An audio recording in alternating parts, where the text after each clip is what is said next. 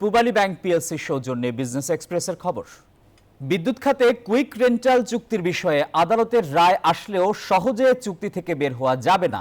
কমিটির মাধ্যমে অনিয়মগুলো খতিয়ে দেখে ব্যবস্থা নেওয়া হবে বলে মন্তব্য করেছেন বিদ্যুৎ, জ্বালানি ও খনিজ সম্পদ উপদেষ্টা মোহাম্মদ ফাইজুল কবির খান।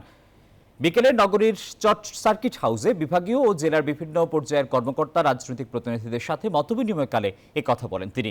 এছাড়া দক্ষিণ চট্টগ্রামবাসীর দীর্ঘদিনের দাবি কালুর সেতুর কাজ আগামী বছরের ফেব্রুয়ারিতে শুরু করা ও নতুন করে ইস্টার্ন রিফাইনারি নির্মাণ করার ঘোষণাও দেন তিনি। একটা জিনিস মনে রাখতে হবে যে আমরা একটা জাতীয় কমিটি ক্রিয়েট করেছি যারা বিদ্যুৎ বিভাগের কেউ নয়। জাস্টিস মইনুল ইসলাম, হাইকোর্ট ডিভিশনের প্রাক্তন বিচারপতি, তাকে সভাপতি করে একটা কমিটি করেছি আমরা। সেই কমিটি এইসব অনিয়মগুলো খতিয়ে দেখতেছে, কি কি অনিয়ম হয়েছে সেগুলো আমরা বের করতে চাই এবং সেই ফাইন্ডিংসের ভিত্তিতে আমরা এগোতে চাই। আমদানিতে ব্যাপক শুল্ক প্রত্যাহারের পরও নিয়ন্ত্রণে আসছে না বাজার। উত্তরাঞ্চলে বন্যা, হিমাগারে মজুতদারি আর সরবরাহে অব্যবস্থাপনা, প্রধানত এই তিন কারণে বাজারে বেড়েছে চাল, আলু এবং পেঁয়াজের দাম। ব্যবসায়ীরা বলছেন পরিস্থিতি কিছুটা স্বাভাবিক হতে পারে জানুয়ারিতে। এদিকে সবজির দাম নিয়েও মিশ্র প্রতিক্রিয়া জানিয়েছেন ক্রেতারা। বেশি করে আলু খান, ভাতের উপর চাপ কমান, এরশাদ সরকারের সময় এমনই স্লোগান ছিল। সেই আলুর দাম গরিবের মোটা চালের দামকে অতিক্রম করেছে কিছুদিন আগে। পাইকারিতে 60 টাকা কেজির এই নিত্যপণ্যটি পাড়া মহল্লায় বিক্রি হচ্ছে 70 টাকায়। এখানে দাম বাড়তেছে কমতেছে সম্পূর্ণ হলো কোল্ড স্টোর, যারা রাখি ব্যবসা করে, মজুত করে, সিন্ডিকেটটা ওরা করে। এখন তো নতুন আলু আসতো, নতুন আলু তো আরো আইতে 1 মাস লাগবে। এখন তো আলু যা আছে তো হয় না। পেঁয়াজের দাম শতকের ঘর থেকে নামানো যাচ্ছে না কোনোভাবেই। চাল, আলু ও পেঁয়াজের ক্ষেত্রে সেপ্টেম্বর থেকে শুল্ক প্রত্যাহার, আমদানি অনুমোদন সহ বিভিন্ন চেষ্টা চালাচ্ছে সরকার, তবে কার্যকর প্রভাব নেই বাজারে। চালের বাজার নিয়ে অস্বস্তিতে ভোক্তারা। 3 মাসের ব্যবধানে কম দামি বিভিন্ন জাতের চাল কেজিতে বেড়েছে 8 থেকে 10 টাকা। চালের বাজার যেটা, এটা কিন্তু আগের চাইতে অনেক বেশি। উত্তরবঙ্গে বন্যা হয়েছে, বন্যা হওয়ার কারণে ফসলটা নষ্ট হয়ে গেছে। কম দামি চাল যেটা সন্না, সন্না, সেটা 3 মাস আগে আপনার 44-45 টাকা ছিল, এখন বর্তমানে আপনার 52-53 টাকা হচ্ছে। অন্যদিকে পেঁয়াজের আমদানি শুল্ক শূন্যের কোঠায় আনা হলেও খুচরা বাজারে মান ভেদে দাম 120 থেকে 135 টাকা কেজি। দেশি পেঁয়াজটা যদি পর্যাপ্ত পরিমাণ আমদানি থাকতো তাহলে পেঁয়াজের দামটা আর একটু কম থাকতো। এখনো নতুন বীজ ওঠার 2 মাস দেরি আছে, 2 মাসের আগে বাজার কমার সম্ভাবনা।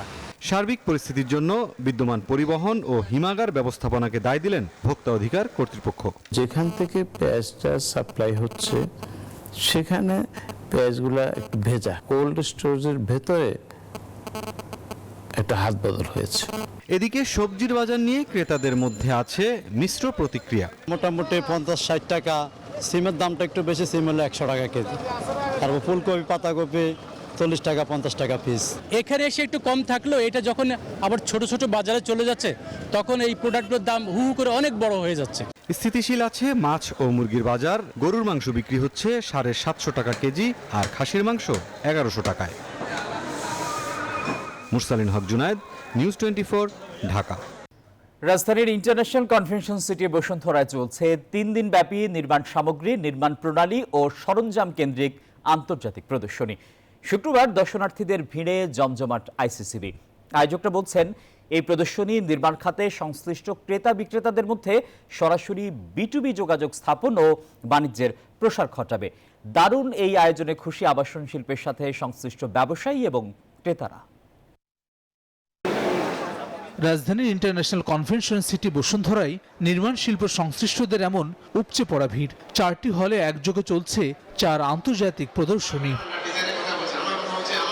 28 বছরের ধারাবাহিকতায় কনফারেন্স অ্যান্ড এক্সিবিশন ম্যানেজমেন্ট সার্ভিসেসের আয়োজনে বিল্ড সিরিজ অব এক্সিবিশন এবং পাওয়ার সিরিজ অব এক্সিবিশন সংশ্লিষ্ট আন্তর্জাতিক প্রদর্শনী সাড়া ফেলেছে সংশ্লিষ্টদের মাঝে। দ্বিতীয় দিনে দর্শনার্থীদের পদচারণায় মুখর আইসিসিবি। আবাসিকের জন্য কোন জায়গাটা ভালো হবে এগুলো শুনে ডিটেলস সুন্দরভাবে আছে। আমরা ল্যান্ড কেনার জন্য আসছি মূলত আর কি, আর এটা দেখতে পরিবেশটা ভালো হচ্ছে। প্রদর্শনী সমূহে 5 শতাধিক বুথ সহ অংশ নিয়েছে 20টি দেশের 195টি কোম্পানি। এক ছাদের নিচে দারুণ এই আয়োজনে খুশি অংশগ্রহণকারীরা। একটা বিল্ডিং নির্মাণ করতে যা যা লাগে সবকিছু এই মেলায় পরিপূর্ণভাবে আছে। আলহামদুলিল্লাহ খুব ভালো সাড়া পাচ্ছি, আর সবাই খুব ভালোভাবে আমাদেরকে পজিটিভলি রিসিভ করতেছে।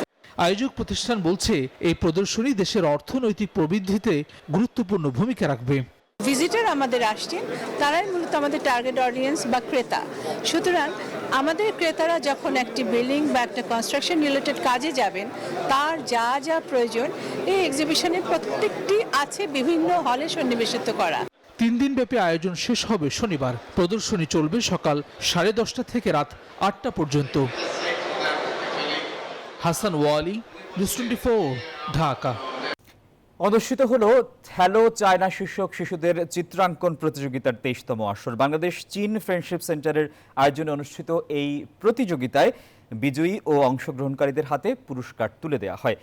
জাতীয় ক্রীড়া পরিষদ মিলনায়তনের ঢাকাস্থ চীনা দূতাবাসের সংস্কৃতি বিষয়ক কাউন্সিলর লি শাংপিং বিজয়ীদের হাতে পুরস্কার তুলে দেন। অনুষ্ঠানে আরও উপস্থিত ছিলেন বিসিএফসি সভাপতি SM কামাল উদ্দিন, সাধারণ সম্পাদক HM জাহাঙ্গীর আলম রানা ও বিএসপি এর সভাপতি রেজওয়ানুজ্জামান রাজীব সহ বিশিষ্টজনরা। এবারের আসরে 4 গ্রুপে ভাগ হয়ে প্রায় 7 শতাধিক প্রতিযোগী অংশ নেয়।